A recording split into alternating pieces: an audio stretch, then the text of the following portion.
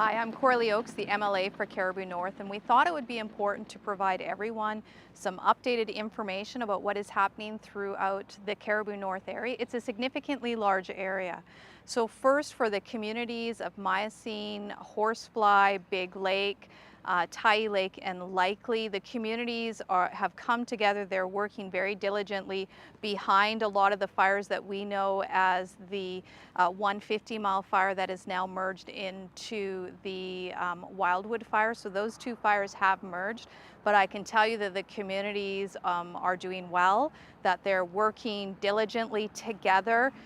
Phone trees have been set up in each of these communities. The Quesnel, in Quesnel, we've been making sure we reach out to the volunteer fire departments. The volunteer fire departments are a critical source of for those communities, of a gathering place to receive information, to make sure that everyone is okay. I can also assure you that there was some concern a few days ago.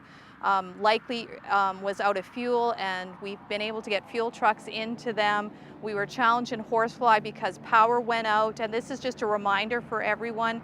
If the power goes out in our communities, because of course we can't control where the fires are, that you need to be well supplied. If the power goes out and we have challenges for a couple of days with roads, where some of our communities live in isolated areas, we want to make sure you're prepared for several days.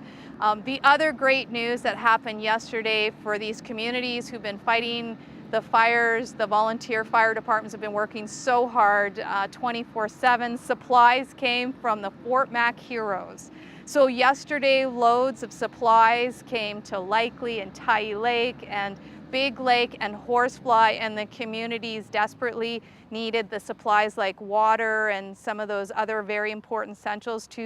So to Fort McMurray, thank you so very much for the support. You knew when to come.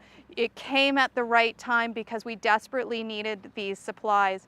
For the closer region around Quesnel, the Green Mountain, and I know that for a long time they were calling it Dragon Mountain, it is Green Mountain. There's been an incredible effort from the Quesnel Fire Service on that particular fire. Major equipment has been brought in. They've been fighting it from the ground equipment and from the air.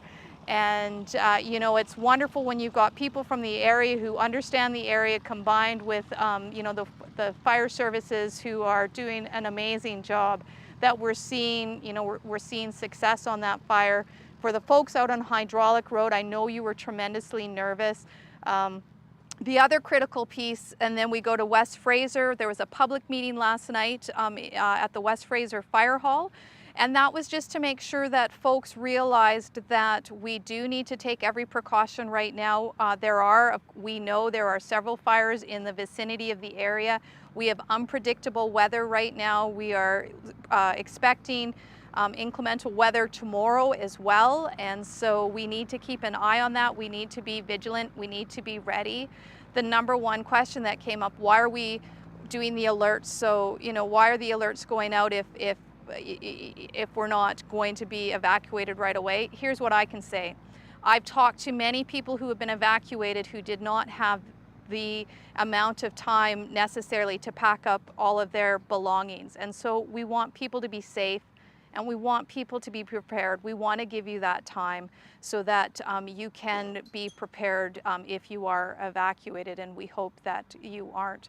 A couple of other things for anyone who have cattle right now, and you need to find support on that. You can call the Quesnel Forestry Office if you have range cattle or if you have cattle on private land.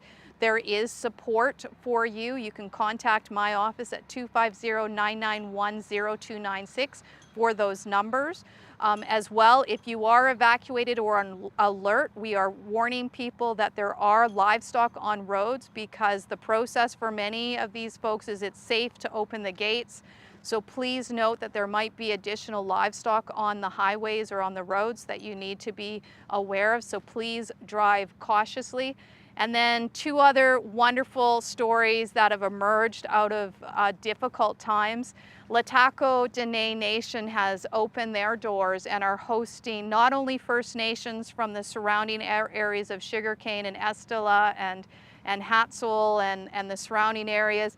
They are putting up signs on the highways for the evacuees that if you need a meal, if you need just to stop in and have a place to gather, Lataco Dene is welcoming everyone and is providing meals, and that's the Red Bluff Indian Band. So thank you very much to Lataco Chief and Council for taking that leadership role.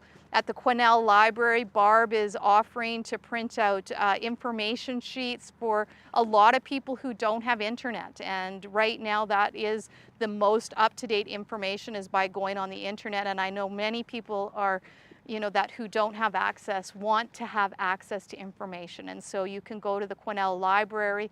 Again, story after story of people in this communities stepping up to help one another.